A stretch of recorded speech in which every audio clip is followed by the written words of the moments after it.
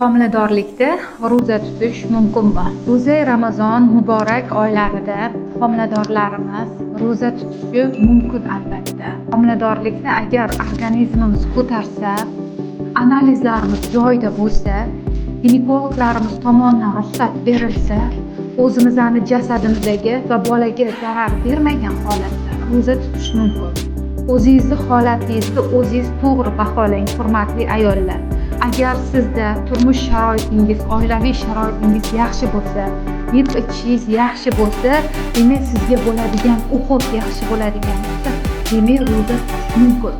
Agar sizda kamqonlik bo'ladigan bo'lsa, ko'p suvlik, kam suvlik, shunga o'xshagan tashxislar qo'yilgan bo'lsa, buni o'zingiz qaror qabul qiling. Ro'za tutmaslik to'g'risida biz sizga tutmang deyolmaymiz. Buni o'zlaring organizmlaringiz kelib chiqqan holatda, o'z holatingizni to'g'ri baholagan holatda tanlashingiz kerak.